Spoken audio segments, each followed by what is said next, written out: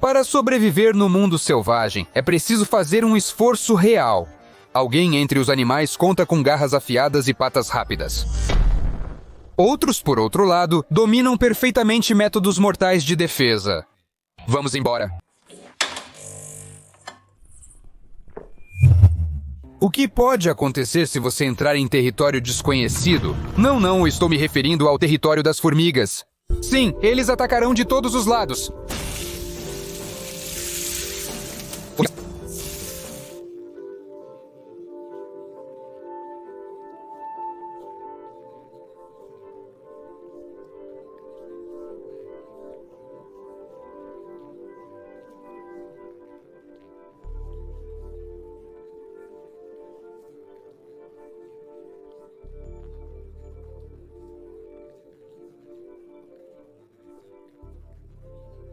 As formigas se aproximam de um perigo em potencial. Por exemplo, um predador ou um cientista. Eles também podem ser perigosos.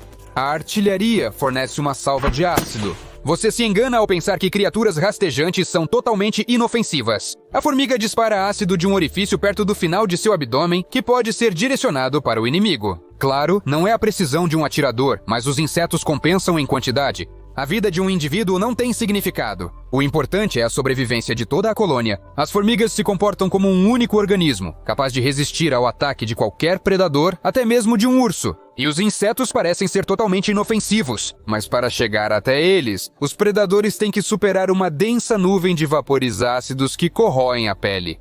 Quem iria querer continuar em tal situação? Melhor achar comida mais fácil de obter. E definitivamente uma lebre espinhosa não serve como tal alimento. Esses caras têm tantos mecanismos de defesa contra inimigos que mais parecem um ouriço do que qualquer outra coisa. Aqui temos espinhos, camuflagem de cor e movimento rápido em zigue-zague. E até mesmo um golpe que derruba o adversário. Às vezes esses lagartos até se inflam para parecerem maiores e mais intimidantes. Mas a habilidade mais incrível é provavelmente a capacidade de disparar seu próprio sangue. Isso é repugnante.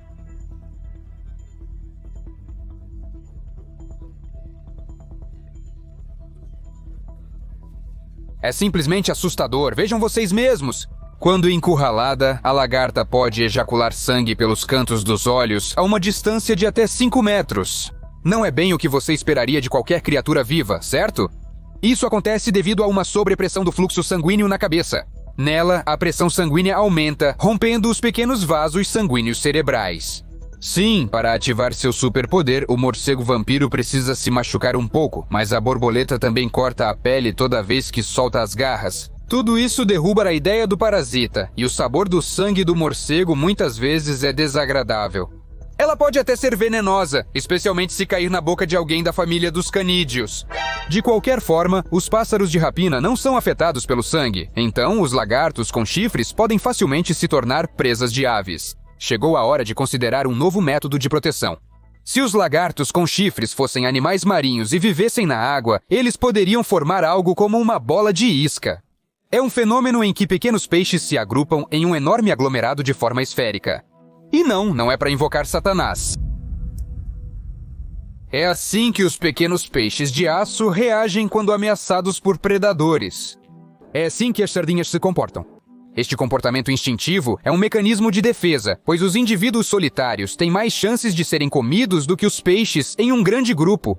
Nas mesmas sardinhas, as esferas de isca podem atingir 10 a 20 metros de diâmetro e descer a uma profundidade de 10 metros. Imagine o tamanho disso, é enorme! As esferas de isca duram pouco, raramente mais de 10 minutos, e logo se desintegram em partes individuais. Contudo, não se pode afirmar que os predadores, ao verem uma parede giratória de peixes à frente, simplesmente se viram e nadam para longe.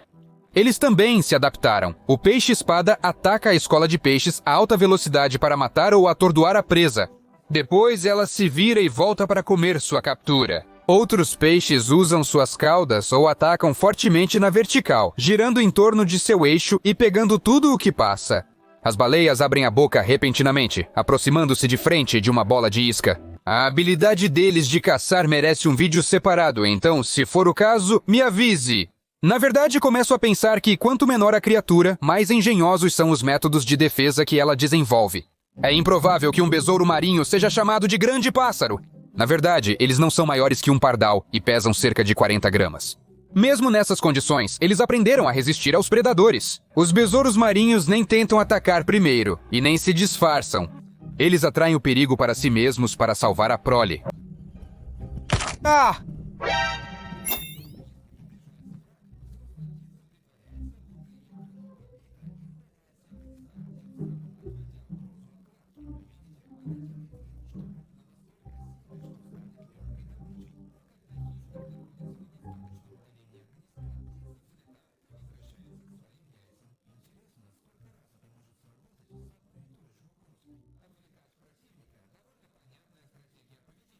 Ela é encontrada não apenas em pássaros, mas aranhas, sabre com Heckleberg, são consideradas únicas em sua espécie, porque apenas elas se escondem dos inimigos dessa maneira. Essas aranhas habitam apenas no Marrocos. Ao contrário de seu parente da Namíbia, a aranha dourada que rola, que em caso de perigo pode simplesmente rolar para baixo nas dunas, a marroquina usa suas próprias pernas para isso e é capaz de rolar não apenas para baixo, mas também para cima e até contra o vento. É a aranha ninja ou a aranha ginasta.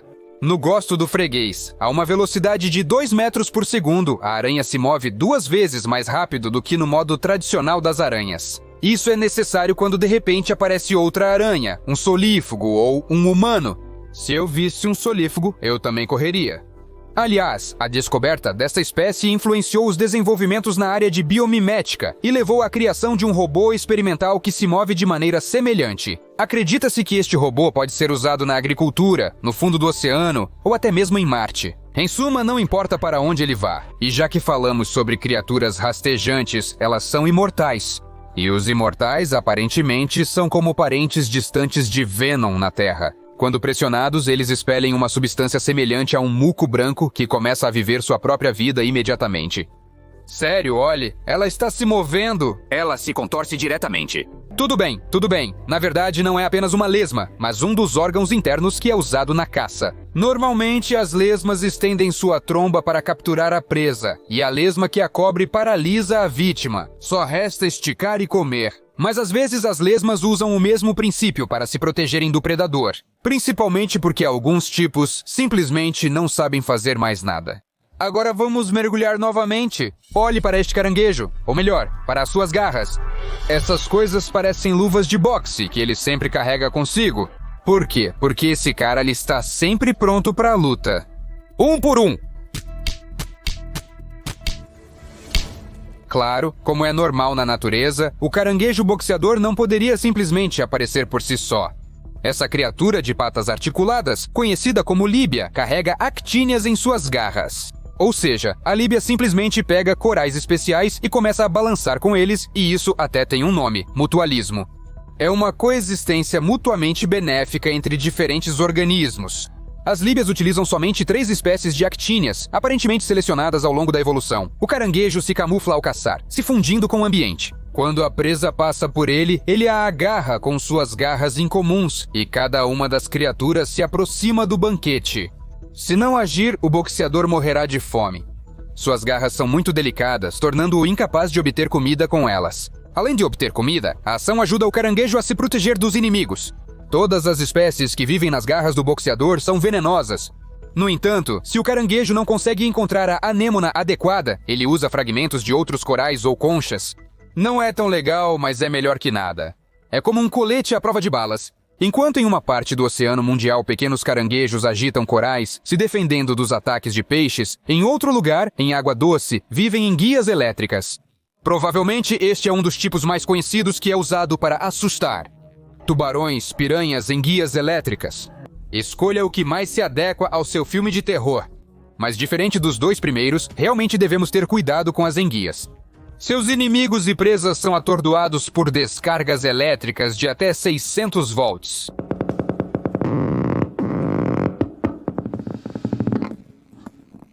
Ele possui órgãos especiais, compostos por numerosas placas elétricas, que são células musculares modificadas, gerando diferença de potencial entre as membranas. Os órgãos ocupam 2/3 do corpo deste peixe. E sim, a enguia elétrica não é parente das enguias comuns. Mas provavelmente é um bagre muito eletrificado.